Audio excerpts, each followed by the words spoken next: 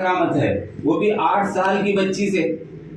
بہت اصرار کرنے پر وہ بچی کہنے لگی میرے امی مجھے اللہ کے نبی صلی اللہ علیہ وسلم کے واقعات سنایا کرتی تھی، حضرت فاطمہ کے واقعات سنایا کرتی تھی، اہل بیت کے واقعات سنایا کرتی تھی، اور کہا کرتی تھی کہ اللہ کے نبی کا اس امت کے اوپر بہت بڑا احسان ہے۔ تو میں نے میری امی سے پوچھا کہ امی اس نبی کے احسانات کے چکانے کا کوئی راستہ، اس کا بدلہ دینے کا کوئی راستہ؟ تو میرے امی نے کہا کہ ہم کچھ بھی کریں اس نبی کے احسانات کا بدلہ نہیں ہو سکتا، لیکن بیٹی ایک کام کیا کر، درود شریف اللہ کے نبی صلی اللہ علیہ وسلم پر کثرت سے پڑھا کر۔ جب سے میری ماں نے مجھے یہ بتایا ہے اس وقت میری عمر 5 سال کی تھی، اب میری عمر 8 سال کی ہے، 3 سال ہو گئے، ایک دن بھی میں نے 21,000 مرتبہ درود نہ پڑھا ہو ایسا نہیں ہوا کہ 8 سال کی بچی کی زندگی کے اندر میں اعمال تھے جب مائیں فکر مند تھی کہ اپنے بچوں کی آخرت کی تربیت کرنا ہے۔ آج ماؤں کی گود کے اندر میں بچہ آتا ہے تو ماؤں کی فکریں ہیں کہ ڈاکٹر بنے گا، انجینئر بنے گا، وکیل بنے گا، تاجر بنے گا، دنیا کا بہت بڑا آدمی بنے گا، سائنسداں بنے گا، اور پتہ نہیں کیا کیا خواب لے کر کے مائیں زندگیاں گزار رہی ہیں۔ ان ماؤں کے گود کے اندر میں لال آتے تو وہ کہتے تھے کہ ہمارا بچہ بنے گا تو اللہ والا بنے گا یا اللہ سے تعلق جوڑنے والا بنے گا، اور پھر ان کے اثرات اللہ تبارک و تعالیٰ ان بچوں کے اوپر ڈال دیا کرتے تھے۔ حضرت بختیار کاکی رحمۃ اللہ علیہ کا واقعہ تو مشہور ہے کہ حضرت بختیار کاکی رحمۃ اللہ علیہ جن کے نام سے دہلی کے اندر میں قطب مینار بنا ہوا ہے، آج بھی وہ قطب مینار کھڑا ہے، اور پاس ہی میں حضرت خواجہ قطب الدین بختیار کاکی رحمۃ اللہ علیہ کا مزار بھی ہے۔ حضرت خواجہ قطب الدین بختیار کاکی رحمۃ اللہ علیہ جب چھوٹے تھے تو ماں تربیت کرتی تھی، وہ کہتے تھے کہ اماں بھوک لگی ہے کھانا دو، تو ان کی اماں کہتی تھی کہ بیٹے کھلانے والی ذات اللہ کی ہے، پالتے اللہ ہیں، دیتے اللہ ہیں، کھلاتے اللہ ہیں، ماں باپ تو ذریعہ ہیں۔ تو کہتے تھے کہ بھوک لگی ہے تو اللہ سے کھانا مانگو، اماں سے مت مانگو۔ تو وہ کہتے کہ اماں اللہ سے کیسے مانگو؟ تو اب ماں کہتی کہ بیٹا نماز پڑھ کے اللہ سے مانگا جاتا ہے، کہ اللہ سے لینے کا واسطہ اور ذریعہ اور وسیلہ نماز ہے۔ تو اب بچے کو نماز سکھائی کہ نماز پڑھو اور اللہ سے مانگو۔ اب چھوٹا سا بچہ اب 2 رکعت نماز پڑھتا اور اللہ کے سامنے دعا کرتا کہ اللہ کھانا کھلا دو۔ اب ان کی اماں کہیں کسی جگہ پر کھانا چھپا کر کے رکھ دیتی، کہ کھانا چھپا کر کے رکھتی، اور جب اس بچے کی دعا ہو جاتی تو ماں کہتی کہ بیٹا اللہ دیتے ہیں لیکن کسی کو کھیت کے ذریعے سے دیتے ہیں، کسی کو کاروبار کے ذریعے سے دیتے ہیں، کسی کو تجارت کے ذریعے سے دیتے ہیں، کسی کو امی کے ذریعے سے دیتے ہیں، کسی کو ابو کے ذریعے سے دیتے ہیں۔ تو اللہ نے کہیں آپ کے ذریعے سے کہیں رکھوا دیا ہوگا، ڈھونڈو۔ تو اب وہ بچہ تلاش کرتا تو کہیں محراب میں اور کہیں پلنگ کے نیچے، چارپائی کے نیچے کھانا رکھا ہوا ہوتا، وہ کھانا لے لیتے، کہتے کہ اماں کھانا مل گیا، اللہ نے کھانا دے دیا۔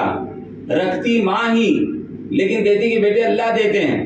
اب کھانے کو ہاتھ لگانے سے پہلے کہتی کہ بیٹا اب شکرانے کی 2 رکعت نماز پڑھو۔ اور یہ سلسلہ چلتا رہا اور سالوں تک چلتا رہا۔ ایک دن ان کی والدہ کسی کام سے کسی جگہ پر چلی گئی مہمان کے گھر، بچہ مدرسے سے گھر آیا، اب ماں کسی وجہ سے کام سے جانے کی وجہ سے وہیں پھنس گئی، گھر کو نہیں آ سکی۔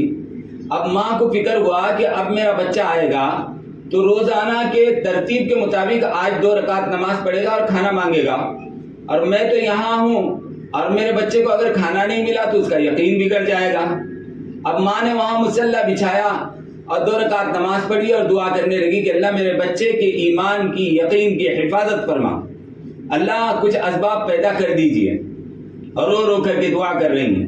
مہمان کے گھر سے واپس آئی تو دیکھا بچہ کھیل رہا ہے، کہا کہ بیٹے بھوک نہیں لگی؟ کہا کھایا تو صحیح۔ کہا کیسے کھایا؟ کہا جیسے روز کھاتا ہوں۔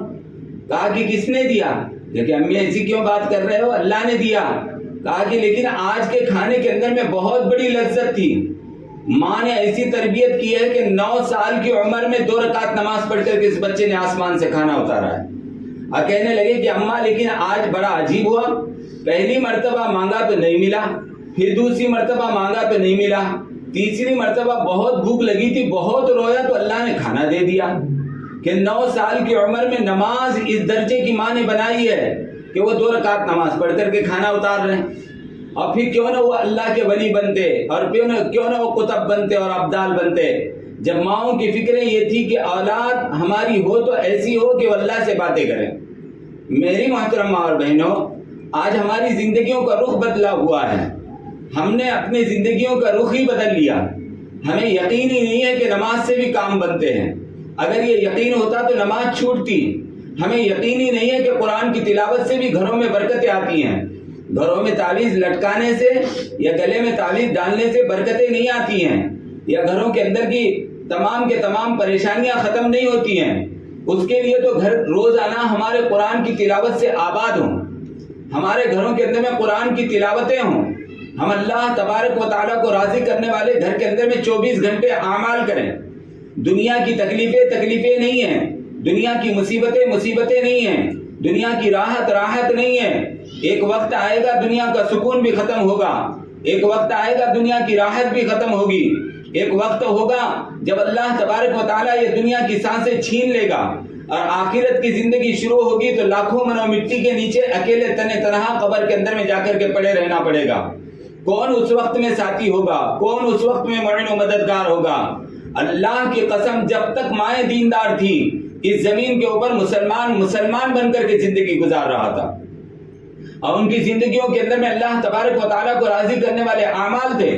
جب مسلمان نہیں رہا اور اس کی زندگی کے اندر سے اعمال نکل گئے تو پھر اللہ تبارک و تعالیٰ نے دنیا کے اندر میں حالات کے دروازے امت کے لیے کھول دیے۔ کسی زمانے میں عورت کا تعلق اللہ کے ساتھ میں ایسا ہوا کرتا تھا کہ ان کے تعلقات کے اوپر گھر کے مرد بھی رشک کیا کرتے تھے، بڑے بڑے علماء رشک کیا کرتے تھے۔ حضرت رابعہ بصری عورت ہیں، دنیا کی واحد عورت ہیں، صحابیات کے اندر میں کسی کی زندگی کے اندر میں یہ چیز نہیں ملتی ہے جو حضرت رابعہ بصری کی زندگی کے اندر میں تاریخ میں ملتا ہے کہ حضرت رابعہ بصری کا نکاح ہوا اور نکاح کے کچھ سال کے بعد بیوہ ہو گئی۔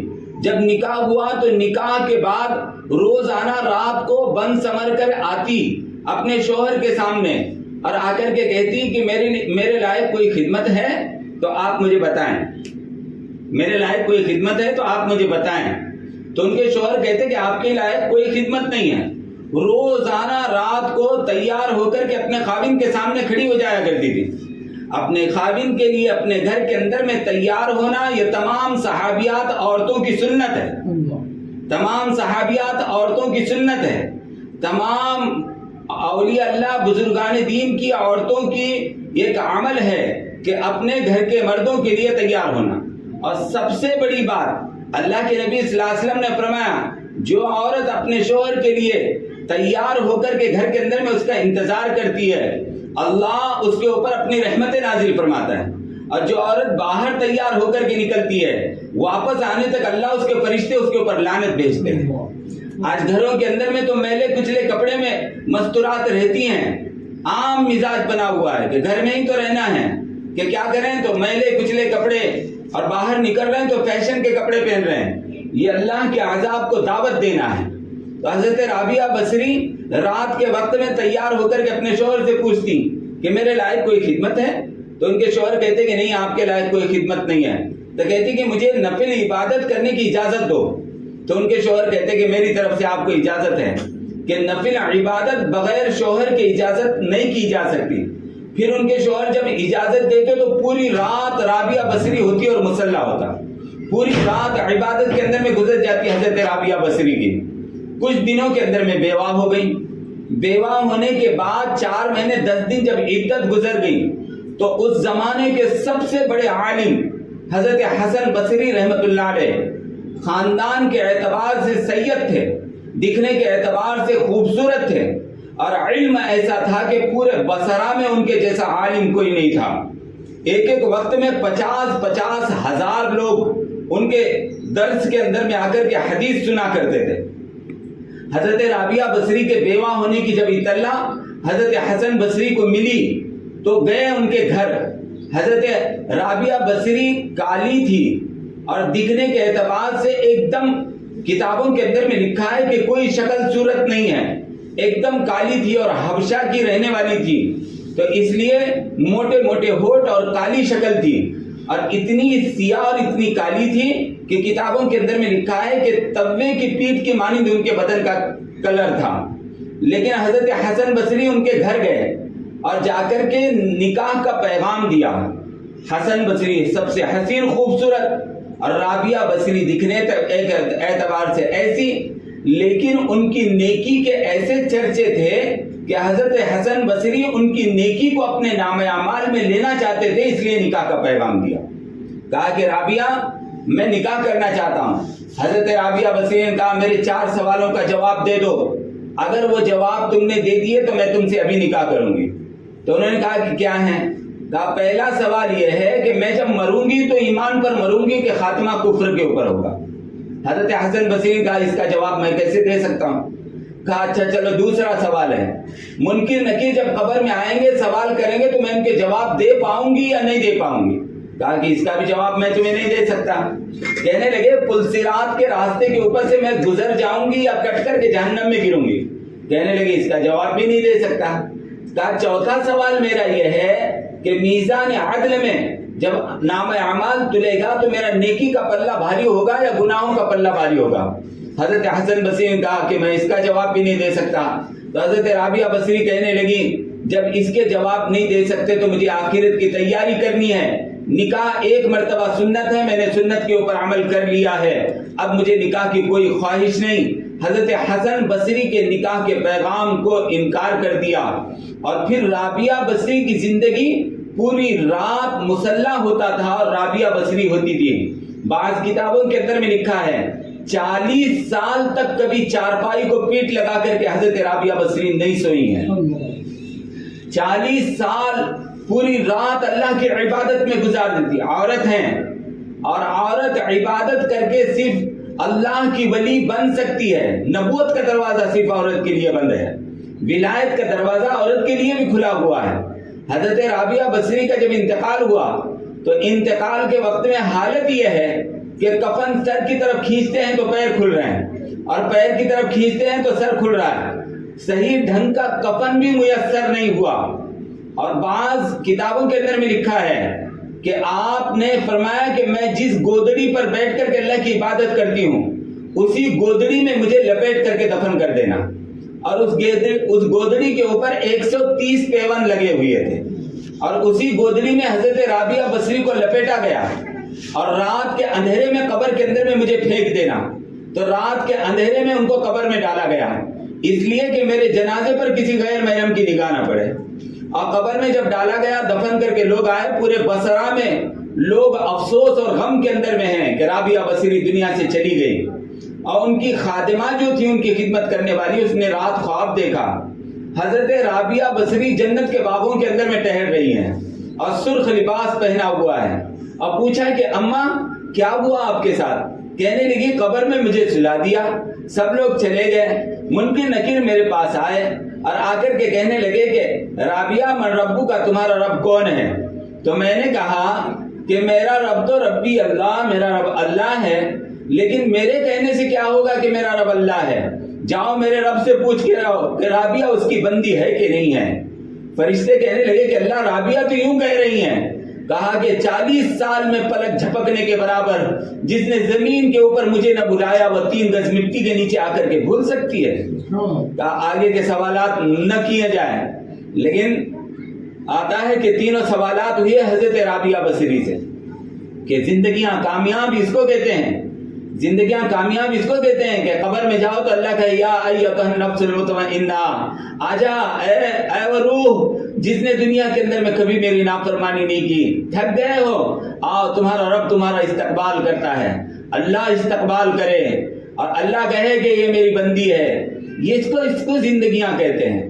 بس 2 بوٹی اور 2 روٹی اور کھانے اور پہننے اور مکانات کے پیچھے پوری صلاحیتیں لگ گئی اور سب کچھ قربان ہو گیا۔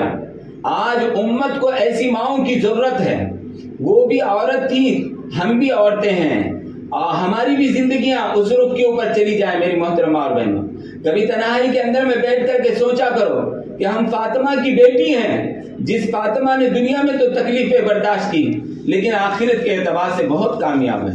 دنیا میں کھانا میسر نہیں ہوا لیکن آخرت کے اعتبار سے اللہ نے بہت عزت والا بنایا کہ حضرت فاطمہ بیمار پڑتی ہیں اور اللہ کے نبی صلی اللہ علیہ وسلم کی لاڈلی بیٹی اور چہیتی بیٹی تھی حضرت فاطمہ رضی اللہ تعالیٰ عنہ. سفر میں کہیں جاتے تو جاتے وقت سب سے آخر میں حضرت فاطمہ کو ملا کرتے تھے. سفر سے آتے تو سب سے پہلے حضرت فاطمہ سے ملاقات کیا کرتے تھے. فرمایا کرتے تھے فاطمہ میری آنکھوں کی ٹھنڈک ہے. فرمایا کرتے تھے کہ حضرت فاطمہ کو کسی نے اگر تکلیف دی تو اس نے محمد مصطفیٰ صلی اللہ علیہ وسلم کو تکلیف دی. اتنا پیار تھا حضرت فاطمہ رضی اللہ تعالیٰ عنہ سے. حضرت علی کے ساتھ میں نکاح کر دیا. نکاح جب ہوا تو پھر حضرت علی کے ساتھ زندگی گزارنے لگی حضرت فاطمہ رضی اللہ تعالیٰ عنہ. لیکن باپ بیٹی میں بڑا پیار تھا. ابو سے ملنے حضرت فاطمہ جایا کرتی تھی اور فاطمہ سے ملنے اللہ کے رسول صلی اللہ علیہ وسلم آیا کرتے تھے. اور گھر کی حالت ایسی ہوا کرتی تھی کہ حضرت فاطمہ اپنے گھر کے کام کرتے ہوئے اور مشکیزے سے پانی بھرتے بھرتے کندھے کے اوپر نشان پڑ گئے تھے, ہاتھوں میں گٹے پڑ گئے تھے گھر کے کام کرتے کرتے. کس کی بیٹی ہیں؟ ساری کائنات جس کے صدقے طفیل بنی اس کی بیٹی ہیں. تو کام کرنے کے اندر میں فاطمہ کی سنت کو اختیار کریں, کام سے کبھی نہیں تھکیں. یہ بھی اللہ کے نبی صلی اللہ علیہ وسلم نے بتلائے ہوئے گھر کے اعمال ہیں. تو حضرت فاطمہ رضی اللہ تعالیٰ عنہ کو اللہ تبارک و تعالیٰ نے وہ مقام دیا ہے کہ اللہ کے رسول صلی اللہ علیہ وسلم فرما رہے ہیں جنت میں نور اٹھے گا, چمک اٹھے گی, لوگ سمجھیں گے اللہ کا دیدار ہو رہا ہے, سب سجدے میں گر جائیں گے. جنت کا داروغہ کہے گا رے یہاں کیوں سجدہ کر رہے ہو, عبادت دنیا میں تھی, یہاں عبادت نہیں ہے. تو وہ جنتی کہیں گے کہ اللہ کا دیدار ہو رہا ہے, ہم اللہ کو سجدہ کر رہے ہیں. تو کہے گا کہ نہیں, اللہ کا دیدار نہیں ہو رہا ہے. علی اور فاطمہ اوپر جنت میں بیٹھے ہیں, کسی بات پر مسکرائے, ان کے دانتوں سے چمک سے جنت روشن ہو چکی ہے. یہ آخرت کے اعتبار سے کامیاب ہے. اتنا اللہ کا خوف, اتنا اللہ کا ڈر دل کے اندر میں. اللہ کے نبی صلی اللہ علیہ وسلم ایک مرتبہ گھر گئے اور جا کر کے کہا کہ بیٹی مجھے تیری یاد آ رہی ہے, کچھ دنوں کے لیے میرے ساتھ گھر چل. تو کہنے لگے کہ ابو آپ اللہ کے نبی صلی اللہ علیہ وسلم ہیں, آپ کی بات کا انکار نہیں کیا جا سکتا, لیکن علی اس وقت گھر پر نہیں ہے. علی اس وقت گھر پر نہیں ہے. اور نکاح کے بعد شوہر کا حق ہوتا ہے, نکاح کے بعد شوہر کا حق ہوتا ہے. علی آئیں گے تو ان سے پوچھوں گی, اگر وہ اجازت دے دیں تو پھر میں آپ کے ساتھ چلنے کے لیے تیار ہوں. اللہ کے نبی صلی اللہ علیہ وسلم بھی چپ کر کے بیٹھ گئے. حالانکہ آپ چاہتے تو کہتے کہ علی میری بات کے آگے تھوڑی جائیں گے, میں اللہ کا نبی ہوں اور میری بات کا انکار کیسے کریں گے. لیکن فرمایا کہ نہیں, قیامت تک آنے والی عورتوں کو سکھلانا ہے کہ نکاح ہونے کے بعد شوہر کی اطاعت ہے, اب ماں باپ کی اطاعت نہیں ہے. اب ماں باپ کی اطاعت نہیں ہے. اب تو جو شوہر کہے گا وہی کرنا ہے, یہ شوہر کے حقوق ہیں. تو تھوڑی دیر کے بعد حضرت علی رضی اللہ تعالیٰ عنہ آ گئے. آنے کے بعد دیکھا اللہ کے نبی ہیں. فرمایا فاطمہ اللہ کے نبی آئے ہیں. کہا کہ ہاں مجھے لینے کے لیے آئے ہیں. کہا چلی کیوں نہیں گئی؟ کہا کہ باپ نبی ہے لیکن شوہر کا مقام اونچا ہے, اب شوہر آپ ہیں, آپ سے اجازت کے بغیر کیسے جا سکتی تھی. فرمایا کہ ٹھیک ہے میری اجازت ہے جاؤ. فرمایا نہیں تم چھوڑ کر کے آؤ. فرمایا اللہ کے نبی تو ساتھ میں ہیں. کہا اللہ کے نبی آگے چلیں گے اور آپ میرے پیچھے چلنا. اللہ کے نبی صلی اللہ علیہ وسلم آگے چلتے اور جہاں قدم اللہ کے نبی کا ہوتا حضرت فاطمہ وہاں پر اپنا قدم رکھتی اور فرماتی کہ میرے قدم اٹھانے کے بعد علی تم قدم رکھنا. تو حضرت علی نے پوچھا یہ کیوں؟ تو حضرت فاطمہ رضی اللہ تعالیٰ عنہ کہنے لگی کہ علی میں نہیں چاہتی کہ میرے قدموں کے اوپر کسی غیر محرم کا قدم گرے. میں نہیں چاہتی کہ میرا جہاں قدم پڑا ہے اس جگہ کسی غیر محرم کا قدم پڑے. اتنا پردے کا اہتمام اور اتنا تقوی اور اتنی پرہیزگاری. اور گھریلو زندگی کیا ہے, کھانے کے لیے گھر کے اندر میں نہیں ہے. ایک مرتبہ اللہ کے رسول صلی اللہ علیہ وسلم کو کسی نے اطلاع دی کہ آپ کی بیٹی کی طبیعت خراب ہے اور بیمار ہیں اور گھر کے اندر میں بیماری کی حالت میں پڑی ہوئی ہیں اور حضرت علی کہیں اللہ کے راستے میں گئے ہوئے ہیں. تو اللہ کے نبی فوراً اپنے گھر سے نکلے کہ فاطمہ کو دیکھ کر کے آؤں گا. جب گھر سے نکلے تو باہر نکلتے ہی ایک صحابی ملے, حضرت عمران بن حسین رضی اللہ تعالیٰ عنہ. کہنے لگے یا رسول اللہ میں آپ کے ساتھ چلوں؟ کہا کہ چلو.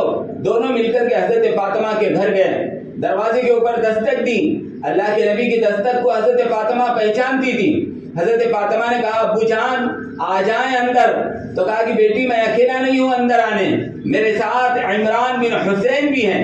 تو حضرت فاطمہ نے اندر سے کہا ابو جان آپ ایک غیر محرم کو ساتھ لائے ہیں, میں پردہ کس چیز سے کروں؟ پردہ کرنے کے لیے میرے پاس دوپٹہ نہیں ہے۔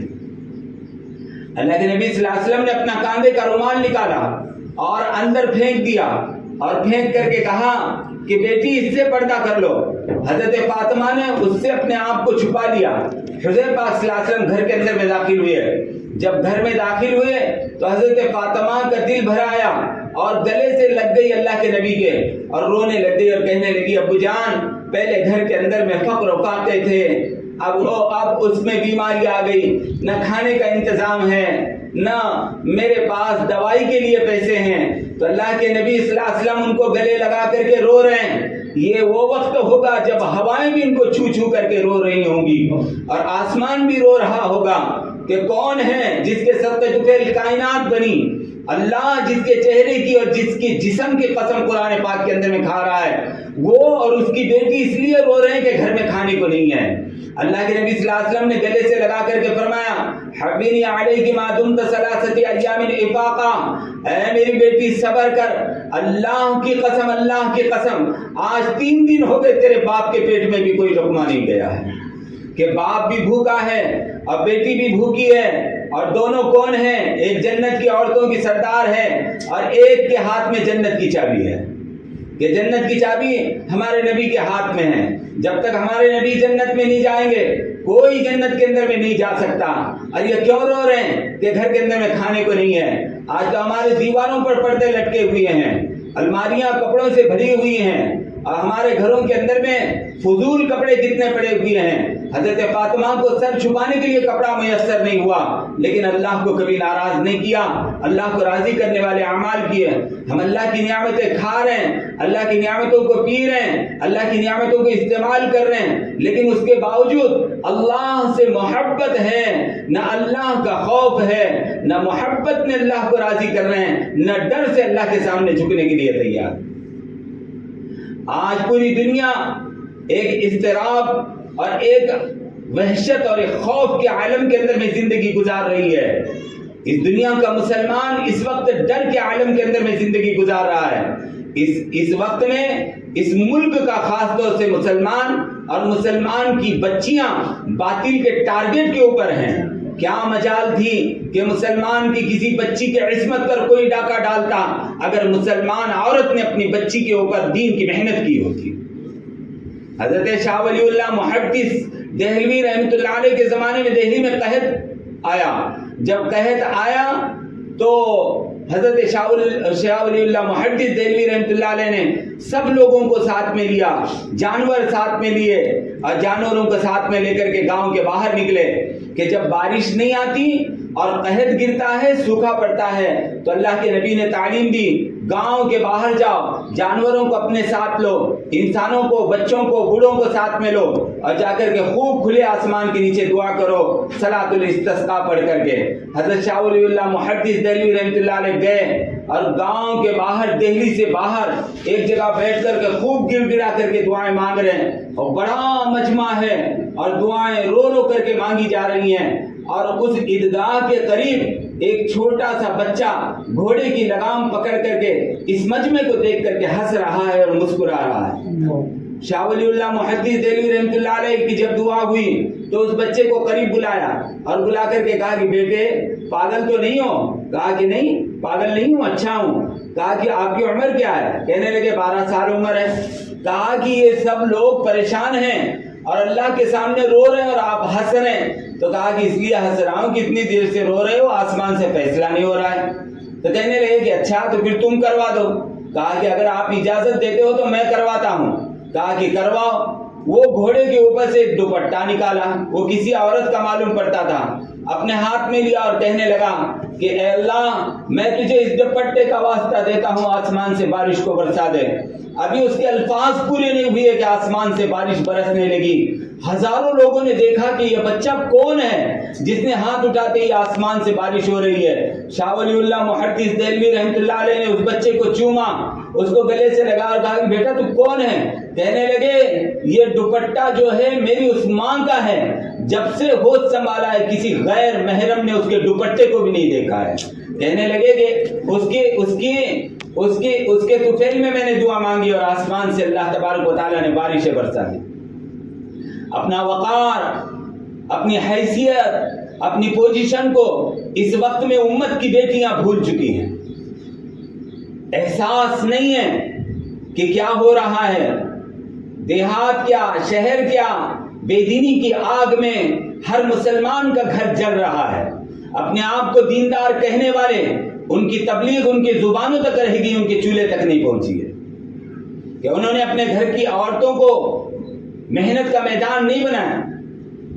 جو قومیں یہود، نصارہ، عیسائی جن کی زندگیاں سور کھاتے کھاتے گزری، وہ ایسی عورتیں جب اسلام میں داخل ہو رہی ہیں تو وہ دین کا ایسا کام کر رہی ہیں کہ ان سے لاکھوں عیسائی لڑکیاں اسلام میں داخل ہو رہی ہیں، اور خاندانی مسلمان عورتیں ہو کر کے اپنی بچیوں کی تربیت نہیں کر پا رہی.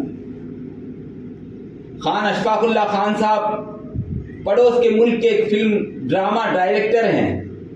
وہ فرماتے ہیں میں تبلیغ سے جڑا ہوا نہیں تھا، میں دعوت کا کام نہیں کرتا تھا. میں ایک دن ایڈنبرا، یورپ کا ایک شہر ہے، یورپ کے ایڈنبرا شہر کے اندر میں اپنی بیوی کو گارڈن گھمانے لے کر کے گیا. اور جب میں گارڈن گھمانے لے کر کے گیا تو گارڈن کے اندر میں اور میری بیوی دونوں بیٹھے ہوئے تھے. اتنے میں ہم نے کیا دیکھا، کچھ لوگ کندھے پر بستر لے کر کے وہاں آئے، اور وہ پڑوس کے ملک کی جماعت تھی، پیدل چل رہی تھی.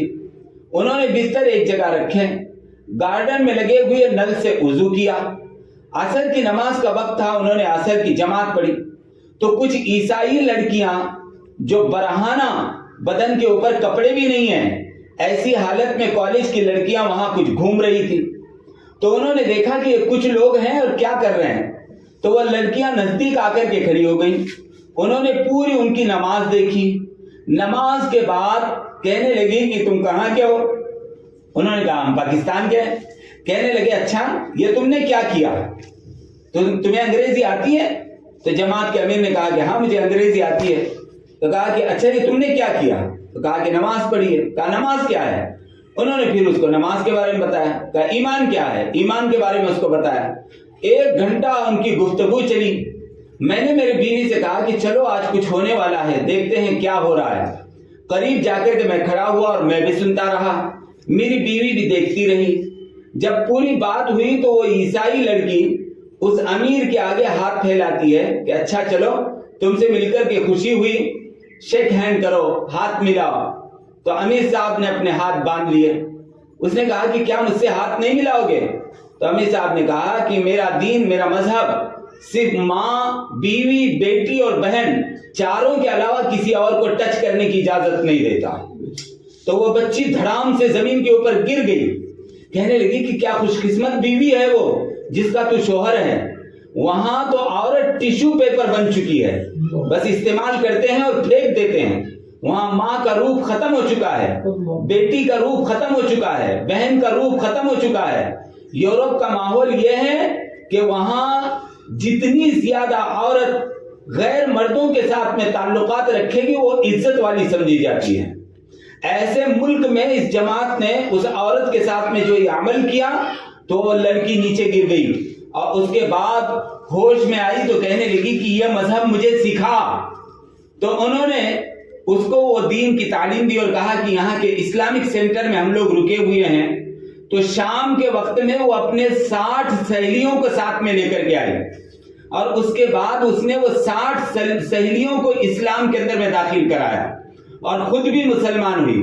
اس کے مسلمان ہونے کے بعد ایک عرب نے اس لڑکی کے ساتھ میں نکاح کیا.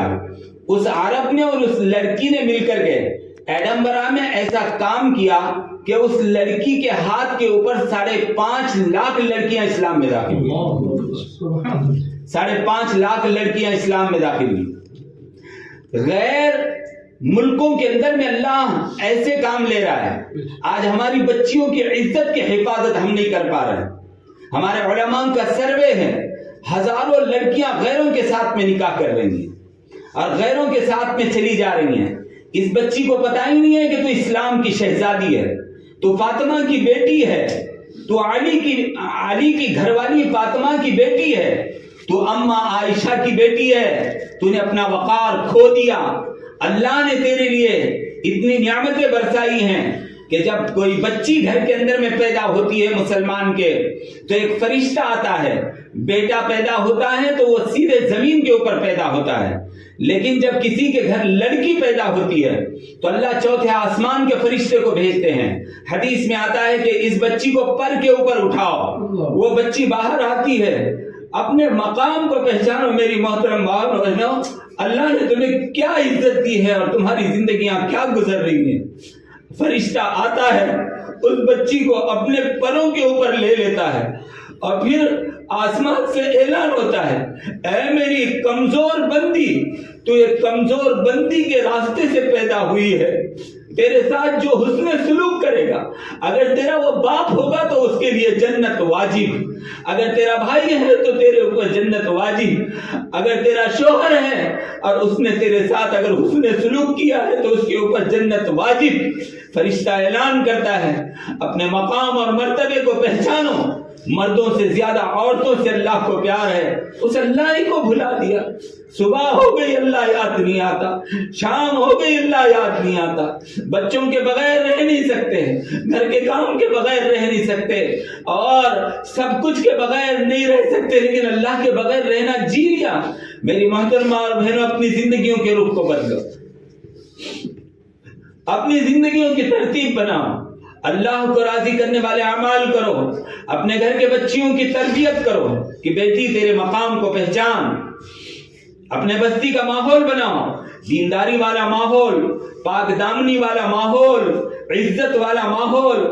اپنی عزت اور عفت کی ایسی حفاظت کرنا میری محترمہ اور بہنوں، جیسے ایک بیمار اور ایک بخار کا مریض پانی سے بچتا ہے، لوگ آگ سے بچتے ہیں، ایسے اپنے آپ کو بچاؤ اللہ تبارک و تعالیٰ کی نافرمانیوں سے.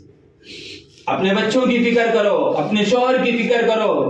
آپ جس گھر کے اندر میں ہیں اچھے اخلاق سے پیش آؤ. اعمال پر اتنا ثواب نہیں ہے، اچھے اخلاق پر اللہ تبارک و تعالیٰ نے واجر ثواب رکھا ہوا. آپ ساری رات نفل پڑھو، ساری رات تہجد پڑھو، اس کے اوپر وہ ثواب نہیں ہے. جو تم کو سلام نہیں کرتا اس کو سلام کرنے پر اللہ تبارک و تعالیٰ نے ثواب رکھا ہوا. میری محترم ماں اور بہنوں، اس وقت امت قابل رحم ہے. اب بیٹھنے کا وقت نہیں ہے. اپنے بستیوں سے نکلو، اپنے خاوندوں کے ساتھ دیہاتوں میں جاؤ. تمہارے پڑوس کے دیہات بے دینی کے آگ میں جل رہے ہیں. مہینوں مسجدوں کا تالا نہیں کھل رہا ہے، مہینوں مسجدیں ویران پڑی ہوئی ہیں. دیہات کی بچیوں کی کتنی کارگزاریاں ہیں. ابھی ہمارے پاس 1 سال کے اندر میں صرف اوسا تعلقے کی 68 ایسی بچیاں ہیں جو غیروں کے ساتھ نکاح کر کے بھاگ چکی ہیں. انہیں پتہ بھی نہیں ہے، انہیں احساس بھی نہیں ہے کہ وہ کیا کر رہی ہیں. 15-20 سال کی زندگی کے عیش کے لیے کروڑوں برس کی آخرت کو برباد کر رہی ہیں. ان کے اوپر رونے والا چاہیے، ان کے اوپر آنسو بہانے والا چاہیے. ان کی غلطی نہیں ہے، ان کی غلطی نہیں ہے. ان تک دین پہنچا نہیں، انہوں نے اللہ کو پہچانا نہیں. ہم انہیں قصوروار نہیں کہتے، ہم اس کے لیے اپنے آپ کو کوسو، اپنے آپ کو قصوروار سمجھو کہ ہم نے اللہ کے دین کی محنت کو چھوڑ دیا جس کی وجہ سے یہ حالات پیدا ہو چکے. اللہ کا دین دنیا میں زندہ کرنے کے لیے قربانیاں لگی ہیں. ہزاروں ماؤں کے سہاگ اجڑے ہیں، ہزاروں بچے یتیم ہوئے ہیں، ہزاروں ماؤں نے اپنے لالوں کو کھویا ہے جب جا کر کے اللہ کا دین دنیا میں پہنچا ہے. یہ آج جو اجتماعات ہوتے ہیں، دین کے کام ہوتے ہیں، اس کے پیچھے ہزاروں داستانوں نے جنم لیا ہوا ہے. کئی اللہ کے راستے کے اندر میں لوگ مر گئے، انہوں نے اپنی قبریں باہر ملکوں کے اندر میں بنا دی. دین دنیا کے اندر میں پھیلے، اس کے لیے قربانیاں شروع ہی سے رہیں گی. صحابہ کی قربانیوں کو یاد کرو. کبھی کتاب لے کر کے فرصت میں بیٹھو، صحابیات کی واقعات کو پڑھا کرو کہ کیسی قربانیاں صحابیات عورتوں نے دی ہیں، کیسے کیسے قربانیاں دی ہیں. تم اس کا تصور نہیں کر سکتے. آج کی عورت اس کے بارے میں سوچ نہیں سکتی. اللہ کے نبی صلی اللہ علیہ وسلم نے ایک جنگ کے موقع پر، ایک اللہ کے راستے میں نکلنے کے موقع پر اعلان کیا کہ اللہ کے راستے میں نکلو. کون ہے نکلے گا؟ ایک عورت اپنا چھوٹا سا 2.5 سال کا بچہ اللہ کے نبی صلی اللہ علیہ وسلم کو دیتی ہے، کہتی کہ یا رسول اللہ اس بچے کو لے کر کے جائیں. اللہ کے نبی صلی اللہ علیہ وسلم نے فرمایا کہ یہ بچہ کیا کرے گا جنگ کے میدان میں؟ کہا کہ یا رسول اللہ آپ نے پہلی مرتبہ اعلان کیا، شوہر کو بھیج دیا، وہ شہید ہو گئے، واپس نہیں آئے۔ دوسری مرتبہ اعلان کیا، بیٹے کو بھیجا، وہ شہید ہو گیا، واپس نہیں آیا۔ تیسری مرتبہ اعلان کیا، بھائی کو بھیجا، وہ شہید ہو گیا، واپس نہیں آیا۔ اب چوتھی مرتبہ آپ نے اعلان کیا تو اب میرے پاس اس 2.5 سال کے مرد بچے کے علاوہ کچھ بھی نہیں ہے، عورتیں جنگ کے میدان میں نہیں جا سکتی ورنہ میں نکلتی، اس 2.5 سال کے بچے کو لے جائیں۔ اللہ کے نبی صلی اللہ علیہ وسلم نے فرمایا کہ بہن وہ تو ٹھیک ہے، لیکن یہ 2.5 سال کا بچہ تو ابھی دودھ پیتا بچہ ہے، یہ کیا کرے گا؟ تو اماں کہنے لگی کہ یا رسول اللہ جب جنگ شروع ہو جائے اور دشمن کی طرف سے تیر اور تلوار چلنے لگے، میرے اس بچے کو ڈھال بنا لینا، اس کے جسم سے جو خون کا قطرہ زمین کے اوپر گرے گا، اس ماں کے کلیجے کو ٹھنڈک ملے گی کہ میرے لال کو اللہ نے اپنے راستے میں قبول کر لیا۔ یہ ماؤں کے جذبے، یہ ماؤں کی زندگیوں کے اندر کے جذبات ہوا کرتے تھے۔ یہ کہنے سے نہیں ہوگا، یہ سننے سے نہیں ہوگا، اپنے گھروں کو ایک رخ دو، اپنے گھروں میں تعلیم کے حلقے زندہ کرو، اپنے گھروں کے مردوں کو کہو کہ کم کھلاؤ لیکن نماز کی پابند رہو، ہمیں فاقے دو لیکن اللہ کے قرآن کی تلاوت کرو۔ جانوروں کی طرح آج امت کاٹی جا رہی ہے، آج مسلمان بچیوں کی آبروؤں کے اوپر ڈاکے پڑ رہے ہیں۔ اگر اب بھی اللہ کی دین کی طرف مسلمان رجوع نہیں ہوا تو وہ وقت دور نہیں ہے کہ قبروں میں 100 لاشیں ڈالنی پڑیں گی۔ حالات دن بہ دن بد سے بدتر ہوتے جا رہے ہیں۔ تو ماحول بناؤ، اپنے گھر کے مردوں کو دین کے اوپر لاؤ۔ جیسے ضد کرتی ہو اپنے گھر کے اندر میں، اجی وہ فلاں کے پاس تو اتنا سونا ہے میرے پاس نہیں ہے، رہ لو میری محترم ماں بہنوں، بغیر زیور کے رہ لینا، بغیر کپڑے کے رہ لینا، بغیر کھانے کے رہ لینا، مگر اللہ کے دین کے بغیر مت رہنا، ورنہ کروڑوں برس کی زندگی خراب ہو جائے گی۔ قبر میں جاتے ہی پتا چلے گا کیا کر کے آئے ہیں۔ موت کے اوپر سب نقشہ کھل جائے گا، کیا غفلت کی زندگی گزری، کیا غفلت کی زندگی گزری۔ موت کا فرشتہ جب آ کر کے کھڑا ہو جائے گا تو موت کے وقت میں سارا دھوکہ ختم ہو جائے گا۔ میرے بچے، میرا شوہر، کوئی نہیں رکھے گا ہماری لاش کو، گھنٹوں رکھتے نہیں کہ جنازے کو دیر مت کرو، اٹھاؤ جلدی سے، کہ لے جا کر کے پھینک دیا قبر کے اندر میں۔ قبر کا عذاب کوئی معمولی عذاب ہے؟ اللہ کے نبی صلی اللہ علیہ وسلم نے فرمایا اگر تمہیں قبر کا عذاب معلوم ہو جائے اپنے مردوں کو دفن کرنا چھوڑ دو گے، کہ تم نہیں جانتے کیا حالت ہے، کہ اگر اللہ کی نافرمانی والی زندگی لے کر کے گئے تو قبر ایسے دبائے گی کہ پھسلیاں ایک دوسرے کے اندر میں دھس جائیں گی۔ ایک سانپ مسلط کر دیا جائے گا جو اتنا زہریلا ہے کہ ایک مرتبہ پھونک مارے گا تو 70 گز زمین کے اندر میں دھستے ہوئے چلے جائیں گے۔ کیا بنے گا؟ ہم نے آخرت کے لیے کیا توشہ تیار کیا ہوا ہے؟ آخرت کی زندگی کے بنانے کی فکر ہے۔ اور یہ پوری دعوت و تبلیغ کا خلاصہ یہی ہے کہ اللہ کا دین بستی بستی، ہر دیہات، شہر، کیا جوان، کیا بوڑھا، کیا بچہ، سب 100% اللہ کے دین کے اوپر زندگیاں گزارنے والے بن جائے۔ انہی فکروں کو لے کر کے ہماری جماعت اس بستی کے اندر میں آئی۔ ان بستی والوں کا ہم پر حق ہے، ساتھ بھی دے رہے ہیں۔ آج شام میں مغرب کے بعد جوڑ ہے، یہاں جتنی عورتیں آئی ہیں، گھر کا کوئی مرد ایسا نہ بچے جو مسجد میں نہ ہو۔ سب کی تشکیل کرو، سب کو مسجد بھیجو، ان کو کہو جاؤ مسجد میں بات سنو، دعا تک بیٹھے رہو، تشکیل میں اپنا نام لکھاؤ، اور آپ بھی ہر ہفتے تعلیم ہوتی ہے تو تعلیم کے حلقے لگاؤ، گھروں میں تعلیم کو زندہ کرو، اور اپنے اوقات کی ترتیب بناؤ۔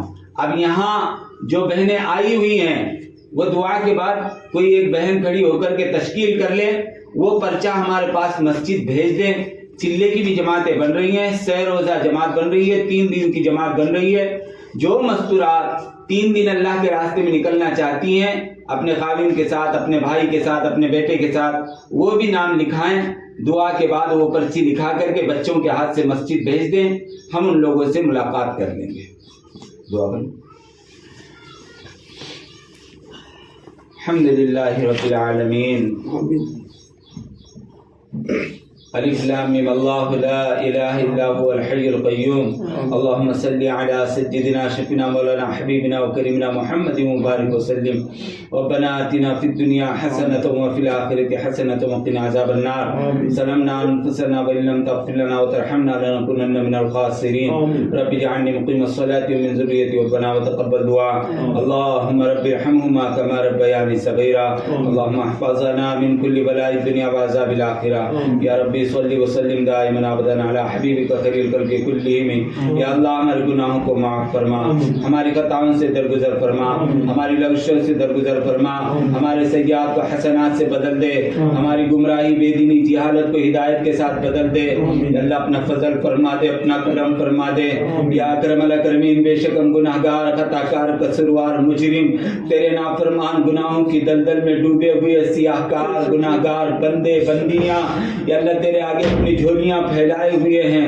یا اللہ اس وقت ہمیں آسمان کے تیور بتا رہے ہیں کہ تو ہم سے ناراض ہے زمین کے تیور بتا رہے ہیں کہ تو ہم سے ناراض ہے یا اکرم الاکرمین ہم سے راضی ہو جا ہم سے راضی ہونے کے فیصلے فرما دے اپنا کرم فرما دے اپنا رحم فرما دے یا اللہ امت کے حال پر رحم فرما دے امت کے حالات کو صحیح کرنے کے فیصلے فرما دے یہاں جتنی ماں بہنیں جمع ہیں ان کے جمع ہونے کو قبول فرما ان کے بیٹھنے کو قبول فرما ان کے سننے کو قبول فرما ان میں کوئی پریشان ہے پریشانیوں کو دور فرما کوئی قرض دار ہے قرض کی ادائیگی کے فیصلے فرما کوئی بیمار ہے شفا عاجلہ نصیب فرما کسی کے گھروں میں جان جوان بیٹیاں غیب سے نکاح کی شکلیں اور صورتیں پیدا فرما یا کرم الاکرمین ساری امت کے حالات پر رحم فرما انسانیت کے اوپر رحم فرما آسمان سے اپنی رحمت کی بارش کے برسانے کے فیصلے فرما ساری انسانیت پریشان ہے یا کرم الاکرمین تیرے خزانے کے اندر میں کوئی کمی نہیں ہوگی اپنی رحمت کی بارش برسانے کے فیصلے فرما